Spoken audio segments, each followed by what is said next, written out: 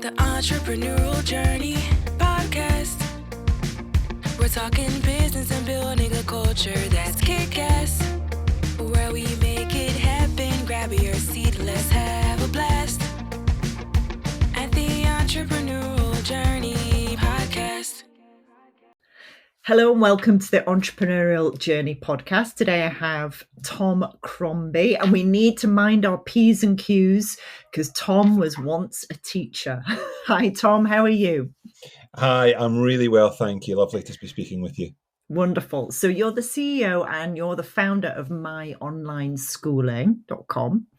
And once upon a time you were a teacher. Tell us about that spark of inspiration that got you started with this business. Yeah, really good question. Yeah, so I was a teacher for around about 10 years, starting my teaching career in Scotland in a state school after I left university. That then took me across the world to New Zealand, where I was a teacher in an international school in Auckland for around about 5 years. And it was in the last kind of couple of years in that school in Auckland, I was a primary teacher, but I was also responsible for implementing IT into the classroom, for rewriting the IT curriculum in the school. And I found a real love of e-learning. For those who don't know the term e-learning, essentially learning through digital interaction in the classroom. And I was responsible for bringing in a number of devices into the school, and I found a real passion there. I found that you could allow young people to access education from an inclusion point of view. Technology was really, really powerful. It could bring more people together. It could bring young people together. And of course, young people today are so digitally literate that I really enjoyed it. Then I returned back to home, back to Edinburgh, and wanted to continue to make a difference, but wanted to challenge myself in something slightly different. And at that time, I could see there was a growing number of young people out of education that didn't have access to education in the way that they deserve. And with my work in the school utilizing technology, I thought there was an opportunity to bring technology together to create a different pathway to education. And so an online school developed. It was a very small scale at the time, back in 2016 when I started the project. But it was that sparked the creation of what we are today. Cool. I'm going to take you all the way back. Way back. What was the inspiration for being a primary school teacher? Because that's almost a vocation. Yeah, it absolutely is. I did my first undergraduate degree in geography, and I chose that because I liked my geography teacher at school, and he inspired me, and I liked it, and I was quite good at it. So I went and did a degree, but I had no idea what I was going to do beyond that.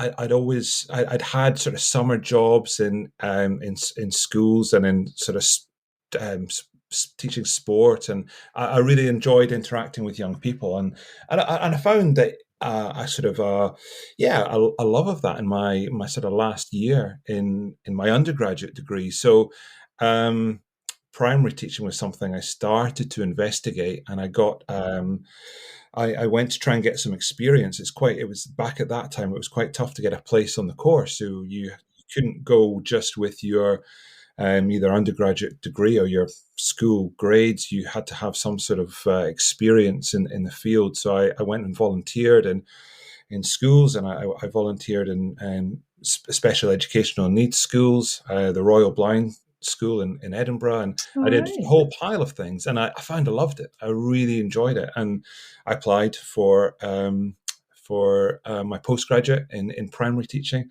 at University of Edinburgh, and I was accepted on that, and I've never looked back since. Nice. So, because I heard you talk last week, which is why I've invited you onto the podcast. And what occurred to me as I was sitting there listening was that, 10 years in primary education and you went to New Zealand. Were you burnt out after 10 years? What was the drive to get you to New Zealand? Because that's a huge move. Yeah, good question. Lots of people have asked me that. There are a few things. I think I'd always had it in me um, to want to challenge myself to live abroad. I've always loved traveling. New Zealand is somewhere I'd never visited before, and I just met my partner just about 6 or 8 months before we went, and she was also an avid traveler and somebody who wanted to sort of challenge themselves, and it all happened very quickly. We sort of decided to make the move, and what we thought was going to be a year turned out to be 5. But from a professional point of view as well, I'd done a number of years teaching in Scotland and thoroughly enjoyed it and started my career and did a huge amount of my formative learning in the industry in Scotland. But I wanted to push myself professionally and go and experience what it's like in other schools. I was also really drawn by New Zealand's love of sport. I'm a big lover of sport. I think sports are a really integral, important part of young people's education, and the sort of outward bound sense of adventure that the country brings as well from a teaching point of view. And I wanted to go and experience that. And yeah, really interesting the similarities, but the immense differences in culture, but in school culture as well, and the way things are done across there compared to here in Scotland. So that was the drive, and I said it was a plan to go for a year. 5 years later, we were still there, and got our permanent residency and Did started to you? develop the accent a little bit. Right. But you came back. What brought you back? Yeah, I think we got to 5 years, and one year then became two. Then we thought we'd go after two, and that became three. And the longer you stay in places, the deeper your roots get, and the more we were loving our jobs and friends, and just exploring that part of the world where I'd never been before. So we loved it, and it was really tough decision to make the decision to come back. Ultimately, family was a big part of it. It was, I think, we got to that 5 year mark, and we thought, are we going to live here forever? If we're not, maybe it's now the time to go back. But I remember sitting on the tarmac in Auckland Airport, thinking, I think we've made the wrong decision. I think we should stay. And we just loved it so much. I think it's an incredible country, incredible people. Um, but yeah, for family was a big draw. It's a long way away, and I was also had in my mind about starting this business, and I felt to do that in the UK was going to be better than New Zealand. So that was part of the drive, but family was the big draw. And here's a question. Do you think you'd have started any business, had you not had that experience of starting from scratch at the other side of the world? Yeah, that's a really good question. I do often think about that because if you were to look at me 10 years ago, the confidence to start a business and to be doing what we had just wasn't there. And I think by moving to the other side of the world proved to me that I can challenge myself and I can put myself in an uncomfortable position. We moved across there. We didn't know anybody there. We had a suitcase each. We'd never been in the country. We didn't even, my partner and I had only known each other, as I said, for a number of months. And, for us to go there and to then, I had an interview in a school the first day I was there, and to get jobs and to make friends and to do all of that, it proved to me that you can embark on something that is new, that you can embark on something that's challenging. And I always have that within me. And when I started the business, I always thought, no, I can do this because I've done that, so I can do this. And I maintain that every day. With anything that I encounter in life, any challenges, I always think back to the things that I've done successfully. And school wasn't easy for me. I had challenges at school, but I got through it. So that was another one to think, well, actually, it was tough, but I can push myself. So I think, whilst probably, yeah, again, the 10, 15 year ago, me was very different and wouldn't have put myself in those difficult situations. Now I thrive off challenge and definitely impetus to start a business. Okay, so there's somebody out there. We've got a whole range of listeners. Some haven't started a business, some may be thinking about it. And that risk that you take, because when you start a business, you're betting on yourself, aren't you? You absolutely are, and risk is huge. It's What's your advice to somebody who's going, I'm just teetering on the edge. My first piece of advice would be commit. I returned back to the UK, and actually I got a, because we'd done a bit of traveling before we came back, and we had nowhere to live. We had no money, we had no car, we had nothing. So I got a job in a maternity cover position in a school in Edinburgh, in a really great school, and I absolutely loved it there. And in the final day of my maternity post there, the principal pulled me into his office. Nobody ever likes to be pulled into a principal's office. They It do wasn't for the not. first time. But he had a contract on the table for a permanent job in the school, and he says, we like what you've done. A job has just come up, and jobs didn't come up in those schools, or certainly that school. And I politely had to decline it, because I'd made a decision. I wanted to commit to start the business, and I knew that if I accepted that position, which was so, I walked out of his office thinking, what on earth have you done, Tom? That was a great opportunity. You've turned it down.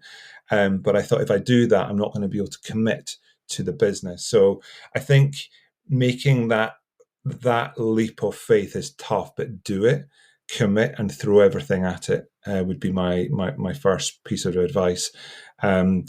There's I speak to a lot of people who have got ideas and they want to try things, but I think really to immerse yourself in it, it's not going to get off the ground unless you really throw yourself at it. And once you do that, you need to surround yourself with people who are going to help you, whether that be friends, family, people who you don't know that you can ask for a coffee. I mean, the number of coffees I've had with people who were helping me along the way, and I try now to offer myself to have those coffees with people who are considering starting a business, just to immerse yourself with people who know more than you.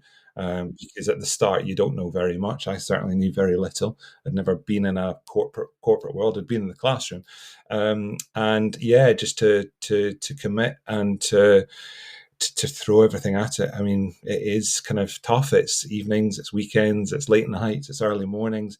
But certainly find as many people who have been there and done it before. And what you find is people love to share their Yeah, they experiences, do. and they love to support. And I will always be indebted to the people who gave their time to me in certainly that first few months, first year or so. Yeah. My chap who did that to me for me back in 1999, my first business, Peter Taylor, ran a group of companies called the Townhouse Group Hotelier, and he had, I think, 4 hotels at the time. And I said, "Can I meet you for coffee?" And he said, "Sure." And he was so generous with his time. And yeah, you never forget those people, do you, Tom? And I think they're integral to everybody's journey when they're building a business. They absolutely are, and I think I'm a big believer in pass it forward. Yeah, So what somebody's done for you, you do for somebody else when you can, and yeah, I think a lot of those people, they've come from the same position of starting from nothing, and they know what yeah. it's like, so they want to help. And now, when I have the opportunity to help other budding entrepreneurs or people who are considering starting a business, I'll do whatever I can, because I know what people did for me. I can't often repay the people that helped me, because Yeah. they're even further on, but I can sort of pay it forward. And I'm a big believer in that. Okay, so you started with a laptop in a coffee shop. And what was the first lesson you put online? I remember it very well. So, yeah, started in a coffee shop. The first sort of 6 months was figuring out some sort of a business plan, which was, I'd actually love to dig out what I'd written to begin with. um, and to get some software in place, and to sort of get something up and running. And once we had that, it was then to advertise. I spent £100 my first piece of advertising to advertise on a homeschool website. Got somebody who had seen it and enrolled their child. I think I made the school sound a lot bigger than it actually was. It was only one member of staff working in the school back then, but they showed commitment and took a risk. And the first lesson. So I was everything. I was the marketing manager, I was the admissions manager, I was the head teacher, and I was the teacher. And it was a year 6 science lesson. And there was a young chap called Toby who was our first pupil in the school. And I taught him science. It's a biology lesson. I had taught science for a few years in a school. He was a really bright kid, and he was challenging my my science knowledge. But that was the first lesson, and then that family, I'm always grateful because they went and told 2 other families who then joined, and that's how it spiraled. It started from those first 3, that then became 6, and that word of mouth was our only marketing tool back then. Fantastic. That's amazing. What point did you make your first major hire where you thought, this is quite risky in terms of, can I afford this person? What stage were you at then? Yeah, so the first thing I needed to do was to bring on a few teachers, because we had some older students enrolled, and of course I'm a primary teacher, and primary teachers are very scared of secondary students, and secondary teachers are very scared of primary students. And when we had some sort of 13, 14, 15-year-olds join, I kind of thought, this is out with my realm of knowledge and experience. So I put an advert up for some teachers, just on a contractor basis, to come and deliver 4 or 5 lessons a week. And it's funny because I brought on, about the same sort of time, about 4 teachers in a variety of different subjects and age ranges. And I'm so grateful to them for taking a massive leap of faith. And, online education this is sort of early 2017, was, not discussed, not thought of. Remote working, we didn't use Zoom and Teams as we do now. So it's so new for them, and they took a risk. And the funny thing is that 3 out of 4 of those teachers are still with us today, and they've seen such an evolution. And then came the time where I needed to hire somebody sort of on a permanent basis to support me in sort of running the thing, as opposed to I had to step back from teaching quite quickly and just be the administrator and facilitator of lessons, and speaking with parents and all the rest of it, and starting to build things like policies and our safeguarding procedures and all the rest of it. So a girl in Edinburgh called Helen, who I'm still in touch with today. She came on board for the first sort of year or so, and supported me and did the most incredible job. That was it. A small team of about four very part-time teachers, Cool. and Helen, who worked with me in that cafe, which was our office for the first sort of year and a half, and Fabulous. that's got it off the ground. Now, how many countries are you in now? We've got students in over 80 countries. Wow. It fluctuates all the time. I think we're about 85 at the moment. Okay, that's amazing. And how many staff? Staff, we've got 102 staff. Okay, and I'm asking you this question specifically because people in the early stages of their business look at somebody like you and go, "Well, wow, he's making it. He's made a success of this." But I really want people to understand that it starts with tiny pieces of work, and it slowly builds. And were there any points on the journey where you thought, I want to get off this bus, I've bitten off more than I can chew, I can't do this anymore? Yeah, many times. You're absolutely right. I mean, it's the analogy of climbing a mountain. I mean, it's baby steps, and it absolutely is. And it takes time. It takes a huge amount of patience to do that, and keep people around you, keep people to support with those steps. But yeah, there was many times of thinking, what have you done? I wanted to go back and speak to the principal of that school and see if we still had that contract there, that I could just have a nice, easy job, and I knew I was going to get paid at the end of every month, and holiday pay and my pension and all the rest of it, because I didn't have any of that. No. And it was scary.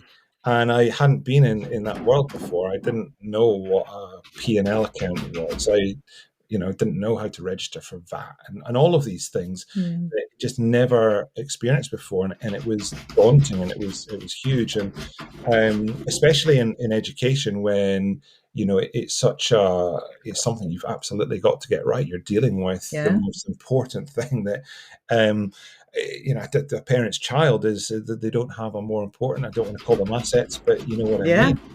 They Yeah. are just, so you've got to get it right as well. And then the sleepless nights thinking about, oh, what if this goes wrong, and what if that goes wrong. There were many times where I thought, this is just too much, and I would like to be able to just go back to an easier life. But you have those thoughts, you have those feelings, but then you have the reverse of that. You have the other side of thinking, wow, this is exciting.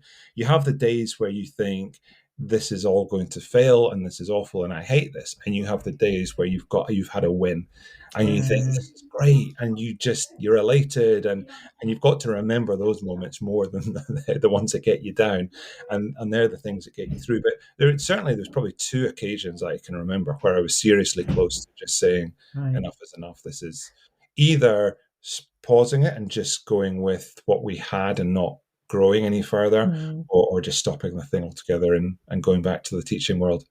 And what kept you going? Do you know what? I always maintain this. My partner Helen, who I moved to New Zealand with, she still keeps me going to this day, and she was the one when I was saying, this is too much. She said, no, you keep going. I believe in you. You've got this. You've got this. And she was a massive, still is to this day. I mean, I still have those days today. Yeah, of course. Um, Yeah. She was somebody who just, was a sounding board, and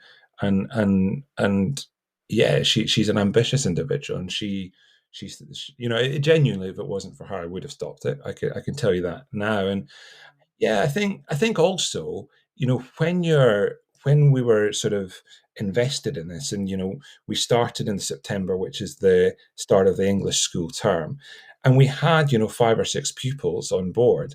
I didn't want to disrupt their academic year. So I thought, if I end this, that's their education. What are they going to go and do? Because they were really enjoying it and they were getting a lot from it. And I thought, I can't. I mean, as a teacher, your love is for the children in the class and the progress that they make, and to put an end to that would have I just couldn't do that. So yeah, combination of the things, but yeah, perseverance, patience, all of these words that we chuck around in the sort of entrepreneurial word, so they're absolutely true. You need to have them. Is Helen a teacher still? She is. She's a yoga teacher. Oh wow! She's got a background in marketing, but she's now a yoga teacher, but also does a lot of sort of consultancy work in marketing. Oh, nice. Oh, brilliant. Okay, right. Just as a side, it's just popped. Do you ever miss teaching, not for the salary and the security, but just for the teaching? Yeah, probably every single day. Because I absolutely.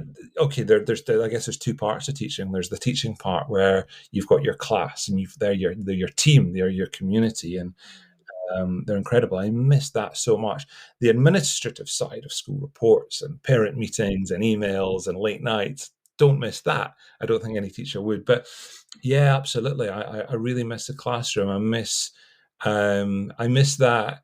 Yeah, that team. Like my class is as a primary teacher, you generally have your class for the whole day, and they become so important to you. And for me, it was, the academic side was obviously important, but it was the personal growth and the pastoral care side that I loved. I loved seeing those kids who would come in at the start of the school year and they would be anxious or timid or lacking confidence, and watching them flourish. That for me was massive. So I missed that hugely. I miss the sports side. I used to do a lot of sports coaching, and when things settle down in the business, I keep saying this, but things never settle down in the business. No, they don't. Yeah, good luck with that. Absolutely, I want to go back to doing a bit of sports coaching and get back on the touchline, and because I love that side to it. But we I'm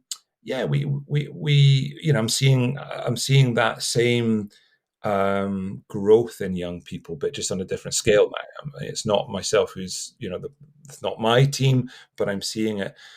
We also do regular in-person meetups. I've got one in Dubai in a few weeks' time, so I'm going to see Nice. about hundreds of our families there, and so it's just opportunities like that you can bring the communities together. Which you still got that, but to answer your question, yes, I absolutely miss the Yeah. classroom. Have you taken any aspects of being a primary school teacher into your leadership role? Wow, that's a great question. Yeah, I think I have. I think I hadn't really been in a. I'd been in a very small middle leadership role prior to starting, but I hadn't been in any leadership positions at all ever, really. In my school career, university, and in my professional career. So I think I had to learn from all the things that I did in the classroom, and I think for me it was looking after people. And as a teacher, that's kind of your sole responsibility: is you look after your team and you make sure everybody's thriving. Respect, empower, thrive is our school motto, Oh, but it wow. goes deeper than that. It goes to from our whole team. Our We talk about those three words every single day in every class, in every leadership meeting, right from our 6-year-olds in the school to our senior leaders in the school: respect, empower, thrive. And those three words were the three most important words when I was a teacher. I started every single school year with the word respect written in huge letters across my whiteboard in the classroom. And we talked a lot about what that word respect meant, and that respect was imperative to everything.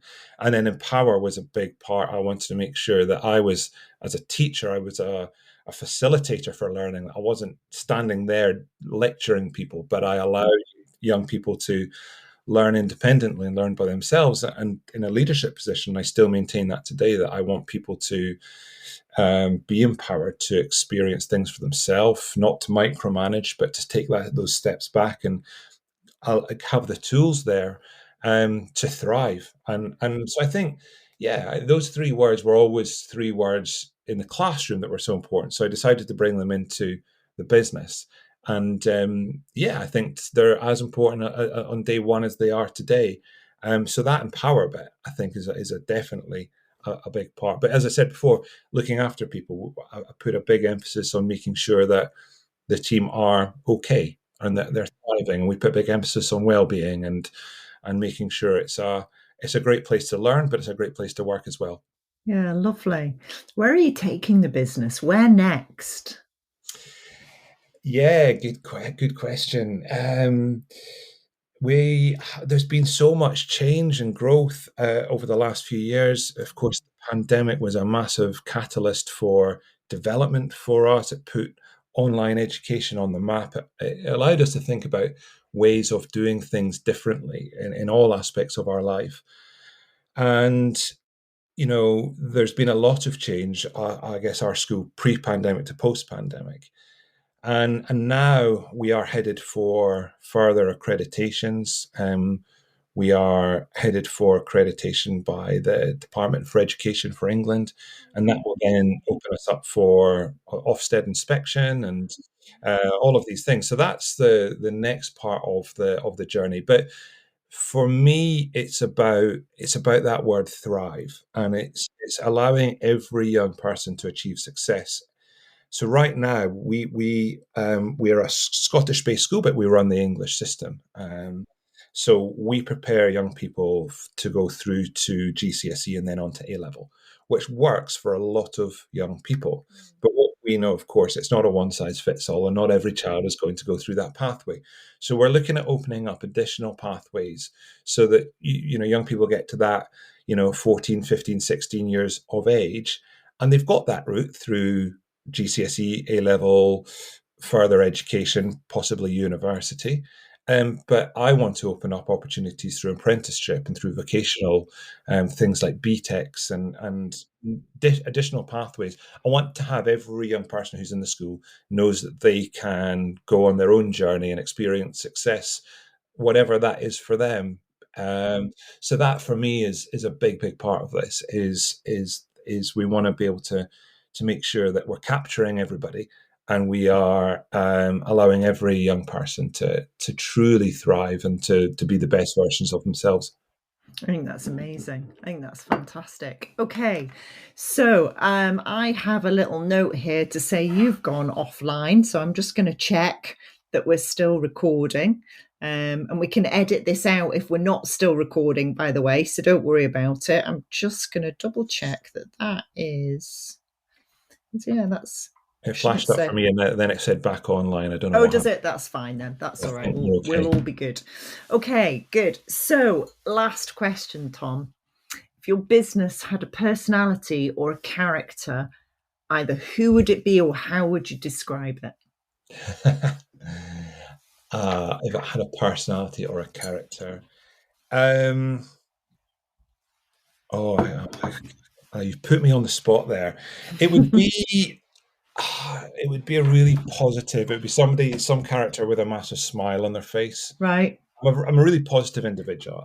But we're always looking to the future. We're always looking at innovation. We're always looking at things we can do better. We're always looking at how we can improve the service that we offer to our young people. It's a really happy, confident. Yeah, I could probably draw a picture of it to describe it. It's a little bit more challenging.